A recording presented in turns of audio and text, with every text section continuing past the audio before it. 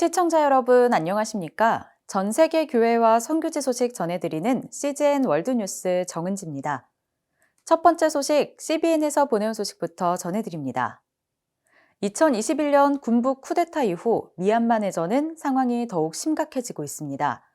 현지에서 구호 활동을 펼치는 프리버마 레인저스에 따르면 쿠데타 이후 350만 명이 넘는 주민들이 난민 신분으로 전락했으며 수천 명의 사망자가 발생했다고 합니다. 자세한 소식 전해드립니다. 프리버마 레인저스의 데이비드 유뱅크는 내전이 2차 세계대전에 버금가는 대규모 전쟁으로 확대되었으며 민간인 피해가 급증하고 있다고 말했습니다. Much more intense. Since the coup of 2021, there's been over 3.5 million people displaced, thousands killed. We've lost 67 of our Ranger volunteers killed, 37 just in the last few years, over 200 wounded. I just finished one mission in there, and it's tragic. Just today, there were multiple airstrikes killing families. So it's worse than we've ever seen it, and worse than since World War II. It's the biggest fighting. There's tens of millions displaced before even this coup, but since the coup, 3.5 million. In the middle of that, people haven't given up. And you ask, is there progress? Yes, even though they don't have outside support, the pro-democracy groups now control 2/3 of the country. Now that's the countryside, not the big cities, but they control 2/3 of the countryside for the first time ever. And for us, we baptized 21 of our new Rangers just last month. And so that's a miracle. Well, the last 2 months, and January and February. So people are coming to the Lord because, as you know, as sort of I know, without Jesus, we got nothing. 프리버마 레인저스는 전쟁 지역에서 발생한 부상자를 구조하고 치료합니다. What we do is we go out in the field, that's in the jungle usually, although some of the fight is now in cities. We have 3 stages of care. The first is picking up right at the front line, and we have a lot of guys wounded doing that or killed. Bring the guy back in a stretcher. I say this because it's a bamboo pole with a hammock underneath, very efficient.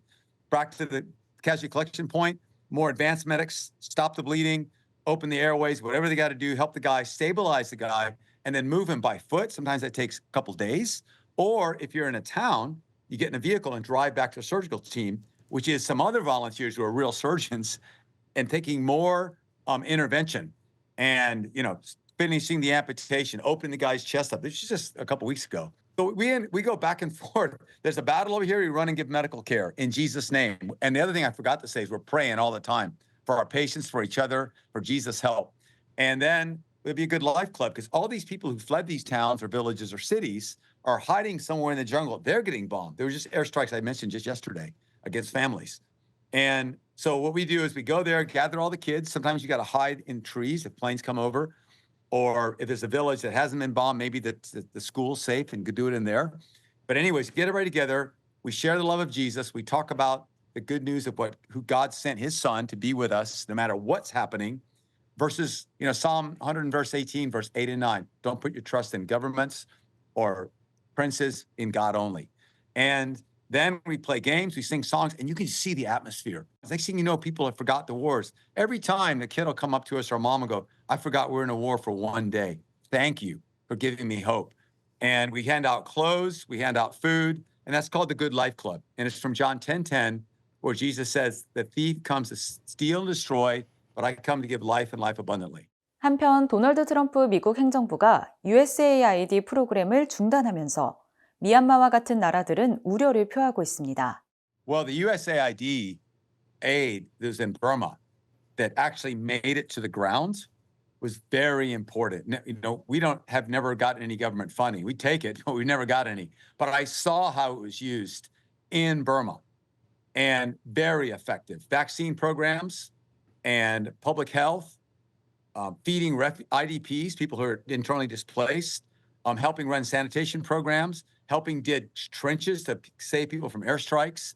And I remember just when the coup started in 2021, it was a USAID official in Rangoon, where the embassy is, coordinating with me and others to help people that the dictator's trying to kill escape. And so for me, I'm very grateful for the help that USAID was able to give to the people in Burma. I think some of the impetus of these cuts or stops are good for more transparency, more efficiency, less waste, more money making it from congressional allocations actually into Burma. I agree with all of that. But I really want to encourage our government. The aid that was being sent into Burma was effective. It was not wasted. It wasn't on any political agenda. It was saving lives. And so I hope it continues. Well, it's finally love, isn't it? When we're in trouble and someone comes and helps us, no one forgets that. We've helped Burma soldiers that looked me in the eye, said, I'll never hurt you. In Iraq, even against ISIS, most of these ISIS guys actually completely fanatical. They would fight you to the death, but not all. And I remember helping some that were wounded, and they said, we would have done this for you. Why are you doing it for us? Because of Jesus. It's your only chance too, man. And I've had it later on meet some of these people that defend us because we're their friends. So when the U.S. helps, first of all, God is our greatest rewarder. God tells us to help those in need as with whatever you have. It could be, some loaves and a fish. It could be just whatever you got. It makes a difference. And it makes people different, people's heart. It wins friends and it puts us with God. That's the best combination, friends and God. And then your enemies also will respect. They may not like you, but they respect that. And it's a great witness to them. It also shows that you care enough to put your money to help those in need. And I think it builds friendship. And friendship, real friendship, then doesn't require much money. People, when they know you care about them, they care about you. And so I just think it's important. And America has been blessed by God so much. We can share what we have. 현장에서 구조 활동을 벌이고 있는 데이비드 유뱅크는 미국이 중단한 USAID 프로그램이 실질적으로 미얀마의 생명 구조에 기여했다고 강조하며 버마를 위한 지원이 계속되기를 바란다고 말했습니다. 미국의 한 도시에서는 매주 목사들이 모여 지역과 주민들을 축복하며 기도하는 시간을 갖습니다. 이들은 다음 세대를 하나님의 말씀으로 양육하는 것이 기도에 대한 응답이라고 믿으며 사역을 펼치고 있다고 합니다. 자세한 소식 전해드립니다. 펜실베이니아주 존스타운의 경관은 수려합니다. 하지만 화려한 과거를 가진 존스타운은 어려운 시기를 겪고 있습니다. 철강 기업 베들레헴 스틸이 철수하면서 경제 침체에 들어갔고 이제 희망의 빛은 거의 보이지 않습니다. 그러나 어둠의 골짜기에 있는 도시도 빛을 발할 수 있습니다. 바이블 투 스쿨과 같은 프로그램은 다음 세대에게 신앙을 전합니다. 아이들에게 진리와 목적, 그리고 미래에 대한 소망을 가져다 줍니다. 한때 번성했던 철강도시 존스타운은 현재 미국에서 가장 높은 수준의 빈곤율을 기록하며 심각한 경제적 어려움에 직면해 있습니다. 또 1899년부터 잇따라 발생한 재앙적인 홍수는 절망감을 더했습니다. People kind of expect bad things. They've grown up in this generational expectation that nothing good's going to happen in Johnstown. And so it's hard to give them hope because it's not what they've experienced. God, the gospel is good news. Lord, the city of Johnstown is struggling and they need good news. 존스타운 지역의 목사들은 매주 수요일마다 모입니다. 이번 주에는 한 건물 옥상에 모여서 존스타운의 영적 회복을 위해 기도했습니다. 목사들은 도시를 위해 나섰습니다. 그들은 다음 세대 안에서 기도의 답을 찾았습니다. 이 아이들은 그 소망을 느낍니다. 공립학교에서 아이들과 만나는 것은 도전적인 일이지만 이 아이들은 성경을 배우기 위해 점심시간과 쉬는 시간을 기꺼이 포기합니다. And who or what is the rock, that firm foundation? What does that rock represent? Jesus, the Bible. Oh, you guys are great. So many of the kids have never been told that Jesus loves them. We have conversations with them. Do you know that you are valued? Do you know that you are loved? And it's like they are hearing this for the very first time. 비영리 단체 바이블 투 스쿨은 주민 20%만이 정기적으로 교회에 출석하는 지역에서 초등학교 2학년부터 4학년까지 학생들에게 성경을 가르칩니다. 수업은 학교 밖에서 진행합니다. I have stored up your words in my heart that I might not sin against you. 바이블 투 스쿨의 스테이시 노박은 하나님이 프로그램을 어떻게 확장했는지에 대해 놀라움을 표합니다. 2018년에 학생 82명으로 시작해서 지금은 850명이 프로그램에 등록했습니다.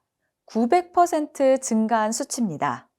We know handfuls of families that have started attending church as a result of their children participating. So it doesn't just reach the children, it reaches their siblings, their parents, grandparents. It's helping me learn more about Jesus and God and how I can grow closer to Him. Because I was one of those kids too. I had a single parent household growing up, so I do understand and I do relate to where they're at. And that's a lot of the passion to come back into Johnstown is because it is a battleground.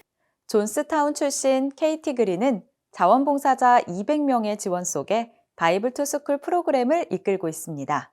그녀는 하나님이 아이들부터 시작해서 이 도시를 회복시킬 것이라고 믿습니다. I have always felt very strongly that within our program, we have little Davids and we have little Esthers, that God is rising up for a time like this. 아이들에게는 학교가 끝난 후에도 어려움이 계속됩니다. 불안정한 주거, 굶주림, 외로움은 많은 가정의 현실입니다. 이런 어려움을 해소하기 위해 또 다른 신앙 기반 프로그램인 뉴데이가 도움의 손길을 내밉니다. Well, I can tell you that our kids are the spiritual leaders in their households.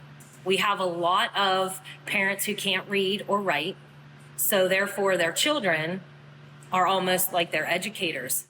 크리스 플라자는 많은 아이들이 따뜻한 식사, 복음, 그리고 함께하는 시간이 있는 뉴데이 방과 후 프로그램이 없었다면 결국 거리로 나갔을 것이라고 말했습니다. 바로 이 때문에 많은 리더들이 프로그램을 지원합니다. I'm excited about Johnstown. For years, everybody was down on it because of the drugs, the lack of jobs, things like that. And it was all this gloom and doom kind of thing. And I thought, why not Johnstown? Why can't we be the epicenter of revival for our country and for our state? 경기 침체와 자연재해로 상처 입은 이곳에서 바이블 투 스쿨과 뉴데이는 희망의 등대가 됩니다. Dear God, please forgive me and be a part of my life forever. Amen. 아이들이 기도하고 가족들이 감동할 때마다 다음 세대의 신앙의 토대는 더욱 단단해져 갑니다. We believe this right here, this rooftop, is our watchtower. Seeing what God sees in the city, seeing what's to come. Instead of seeing poverty, instead of seeing people leaving in a desperation, we see hope. 바이블 투 스쿨과 뉴데이는 다음 세대에게 믿음의 씨앗을 심고 있습니다. 존스타운이 절망에서 희망으로, 빈곤에서 영적 부흥의 중심지로 거듭나기를 소망합니다. CGN 월드뉴스는 새로운 시대에 변치 않는 복음을 전하며 세상에 바로 서고자 하는 그리스도인들의 눈이 되겠습니다. 시청해주셔서 감사드립니다.